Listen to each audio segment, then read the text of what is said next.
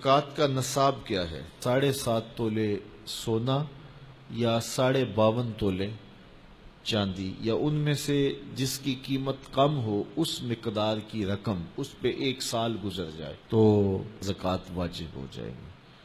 اور اگر کوئی تاخیر کرتا ہے تو گناہ گار ہوگا، لیکن اگر کوئی ایڈوانس بھی دے دیتا ہے تو زکوٰۃ اس کی بھی ہو جائے گی، کہ 2 سالوں کی اکٹھی زکوٰۃ دے دیتا ہے تو یہ بھی جائز ہوگی کہ اس نے ایڈوانس زکوٰۃ دے دی۔ اب زکوٰۃ کے مصارف کیا ہیں؟ زکوٰۃ کے مصارف جو ہیں وہ 8 ہیں۔ فقیر کو زکوٰۃ دی جائے گی۔ فقیر وہ ہوتا ہے جس کے پاس کچھ بھی نہ ہو، نہ گھر ہو، نہ مکان ہو، نہ اس کے پاس کوئی زر ہو، بس بالکل خالی مخالی، ایسا شخص فقیر کہلاتا ہے، تو اس کو زکوٰۃ دی جائے۔ دوسرا مصرف مسکین ہے۔ مسکین ایسے شخص کو کہتے ہیں کہ جس کے پاس اپنا ذاتی گھر تو ہے اور تھوڑا بہت کام کاروبار بھی ہے، بچوں کی روٹی روزی بھی چلتی ہے، لیکن اس کے پاس اتنے پیسے جمع نہیں ہوئے کہ وہ نصاب کی ملک تک پہنچیں، یعنی 7.5 تولے سونا یا 52.5 تولے چاندی، یا ان دونوں میں سے کسی ایک کی قیمت اس کے پاس نہیں ہے، تو وہ مسکین کہلائے گا، تو وہ بھی زکوٰۃ کا مستحق ہے۔ تیسرا رقاب، یعنی غلام کو آزاد کرنے کے لیے اس کو زکوٰۃ دی جا سکتی ہے، تاکہ وہ اپنی قیمت دے کر کے اپنے آقا سے اپنی جان چھڑا لے۔ اور چوتھا غارم۔ غارم وہ ہے جو قرضے تلے دب گیا ہے اور اس کے پاس قرضہ اتارنے کے لیے کچھ نہیں ہے، تو اس مقروض کا قرض اتارنے کے لیے اس کو زکوٰۃ دی جا سکتی ہے۔ 5واں شخص فی سبیل اللہ۔ فی سبیل اللہ وہ شخص ہے کہ جو اللہ کی راہ میں نکلا ہوا ہے۔ جو مدارس دینیہ کے طلبہ ہیں وہ بھی زمرے میں آتے ہیں، ان کو زکوٰۃ دی جا سکتی ہے۔ اور 6واں شخص ابن السبیل، مسافر۔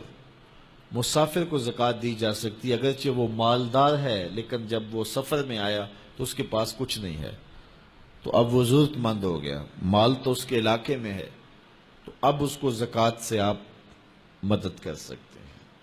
اور 7واں مصرف عامل، جو حکومت کی طرف سے زکوٰۃ اکٹھی کرنے پہ مامور ہو، تو باقاعدہ اس کی تنخواہ بھی زکوٰۃ کی رقم سے دی جائے گی۔ 8واں مصرف زکوٰۃ کا وہ لوگ ہیں جن کے بارے میں یہ گمان ہو کہ وہ اسلام لے آئیں گے، تو ان کی دل جوئی کر کے ان کو زکوٰۃ کی رقم بھی دے سکتے ہیں تاکہ وہ اسلام میں داخل ہو جائیں، لیکن اب اسلام غالب ہو گیا تو اس کی ضرورت نہیں رہی۔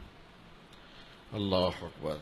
تو یہ 40واں حصہ ہے زکوٰۃ کا، یعنی 100 میں سے 2.5 روپے راہ خدا میں۔ ان مصارف میں سب کو بانٹ کر بھی دیے جا سکتے ہیں، کسی ایک مصرف کو بھی دیے جا سکتے ہیں۔ حضرت شیخ احمد مجدد الف ثانی علیہ رحمہ مکتوبات میں لکھتے ہیں، جب دین کا انہدام ہو رہا ہو، جب دین کی قدریں پامال ہو رہی ہوں، تو اس زمانے میں راہ دین میں ایک دانگ خرچ کرنا، ایک پائی خرچ کرنا، دیگر مدات میں لاکھوں روپے خرچ کرنے سے افضل ہے۔ میرے حضور نے فرمایا، میں قسم اٹھا کے، رب کی قسم اٹھا کے میں کہتا ہوں، ایک تو میرا کہنا کافی ہے، پھر میں محمد رب کی قسم اٹھاؤں تو پھر کتنی بڑی بات ہوگی۔ فرمایا، میں محمد رب کی قسم اٹھا کے کہتا ہوں کہ صدقے سے مال کم نہیں ہوتا۔ تمہارا اکاؤنٹنٹ کہتا ہے کہ اتنے کم ہو گئے، تمہارا کیلکولیٹر حساب دیتا ہے کہ اتنے کم ہو گئے، لیکن تمہارا رسول کہتا ہے قسم ہے نہیں کم ہوں گے۔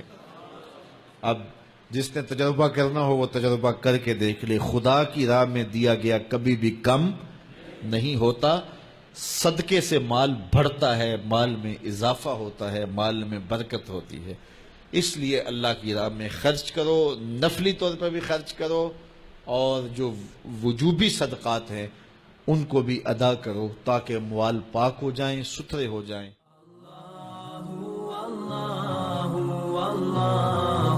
اللہ الله